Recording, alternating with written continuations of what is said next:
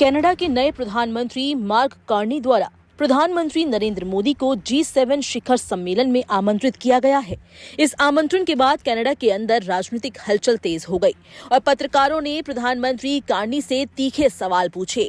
एक रिपोर्टर ने खालिस्तानी आतंकवादी हरदीप सिंह निज्जर की हत्या का हवाला देते हुए पीएम मोदी को दिए गए न्योते पर सवाल खड़े किए, लेकिन कनाडाई प्रधानमंत्री ने रिपोर्टर के सवाल का दो टूक जवाब दिया। प्रधानमंत्री कार्नी ने मीडिया से बात करते हुए कहा कि भारत वैश्विक दृष्टिकोण से एक अत्यंत महत्वपूर्ण देश है। उन्होंने कहा, भारत दुनिया की 5वीं सबसे बड़ी अर्थव्यवस्था है और जनसंख्या की दृष्टि से सबसे बड़ा देश है। आज की वैश्विक आपूर्ति श्रृंखला, ऊर्जा सुरक्षा, आर्टिफिशियल इंटेलिजेंस और महत्वपूर्ण खनिजों पर चर्चा के लिए ऐसे देशों की भागीदारी जरूरी है। कार्नी के अनुसार भारत की भागीदारी के बिना G7 जैसे मंच अधूरा रह जाएगा। जब एक पत्रकार ने निज्जर की हत्या के संदर्भ में प्रधानमंत्री मोदी को बुलाने पर सवाल उठाया तो कार्नी ने दो टूक कहा कि ये मामला अब जांच एजेंसियों के हाथ में है और उस पर सार्वजनिक रूप से कोई टिप्पणी करना अनुचित होगा। उन्होंने जोर देते हुए कहा कि कनाडा में कानून का शासन है और हमारे यहाँ जांच एजेंसियां स्वतंत्र रूप से काम करती है। इस संवेदनशील मामले में किसी भी प्रकार की राजनीतिक दखलंदाजी नहीं होनी चाहिए।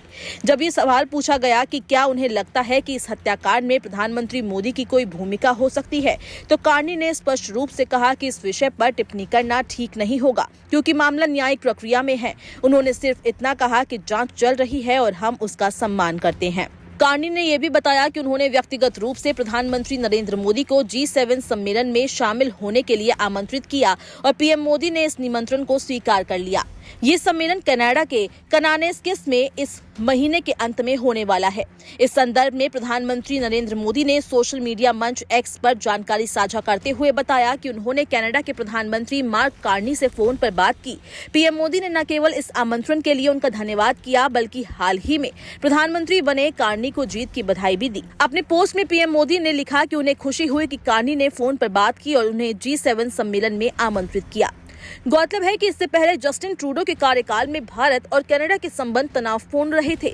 खालिस्तानी तत्वों को लेकर भारत ने कई बार नाराजगी जाहिर की थी, जिसके चलते दोनों देशों के बीच संबंधों में खटास आ गई थी। लेकिन मार्क कार्नी के प्रधानमंत्री बनने के बाद ऐसा माना जा रहा है कि दोनों देशों के बीच रिश्तों में एक नई शुरुआत हो सकती है। इस आमंत्रण और राजनीतिक घटनाक्रम को देखते हुए ये साफ है कि G7 जैसे वैश्विक मंचों पर भारत की भूमिका लगातार बढ़ती जा रही है और प्रमुख वैश्विक नेता इसे स्वीकार भी कर रहे हैं।